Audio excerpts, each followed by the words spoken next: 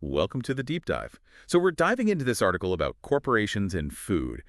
Um, Listeners sent it in, and wow, I had no idea about ingredient lists changing depending on where you are in the world. Yeah, it's wild, right?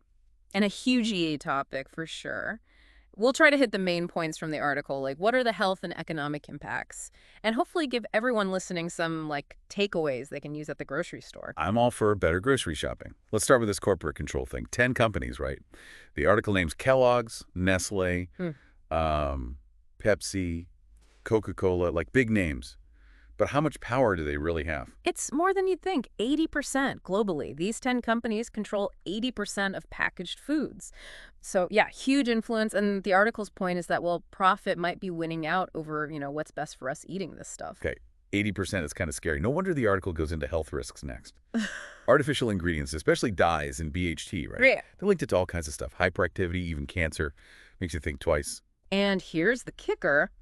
A lot of these additives, legal here, banned in other countries, straight up considered dangerous. Wait, so same product, like different recipes in different countries?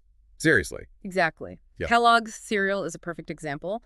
In Europe, their colors are natural carrot juice, watermelon, stuff like that. Here in the US, it's synthetic dyes made from crude oil. No way. Okay, so what's the deal? Why is it allowed here if other places are banning it? Regulations. See, the US, we've got the FDA, and their system is generally recognized as safe. GRAS for short.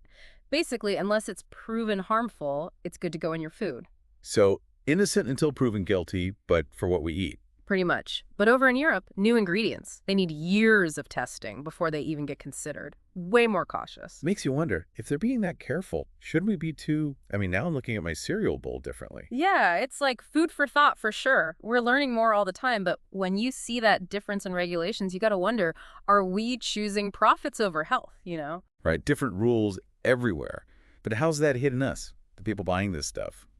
Besides me eyeing my cereal suspiciously now, I mean. Well, think about it, that cheap processed food, maybe it's easy on the wallet now, but the article's saying later on, health problems, those get pricey. Oh, the pay later thing, yeah. Exactly. Say someone's eating this stuff their whole life, right? Chronic illnesses hit. Suddenly, it's not just their bank account, it's the whole health system feeling the strain. Wow, never thought about it that way. Makes those deals look a lot less appealing suddenly.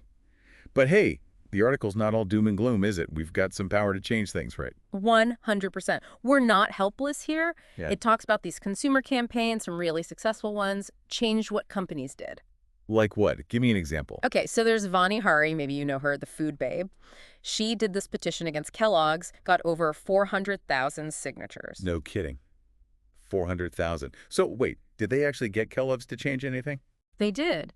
That and other campaigns like it, Kraft was another one, they ended up pulling those artificial dyes out of their products. Consumer pressure works. That's pretty inspiring. But those are huge companies, right? Mm-hmm. Do our choices, actually make a dent? I think we all wonder that. The article actually had this quote, an industry expert, Jason Karp. He said, even a small drop in sales, like 5%, that gets their attention. These big companies, they notice. Okay, so it's not just about boycotts or whatever. Every little bit counts. Yeah. So what should we do then at the store to make sure we're making good choices? They had some good tips. Simplest one, read the labels.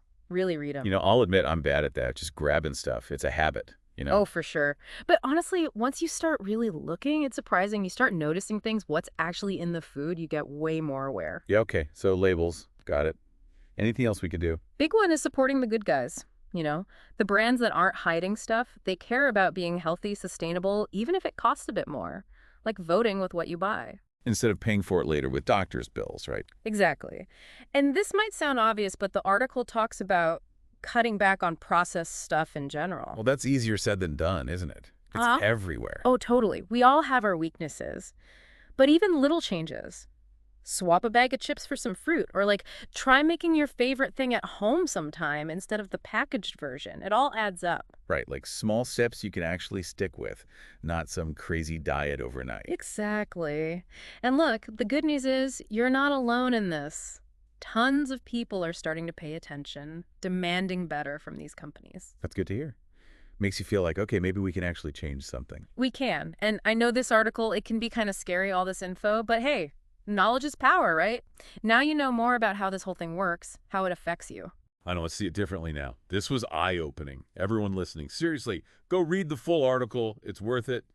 And let us know, what are you going to change at the grocery store after hearing this? We want to know.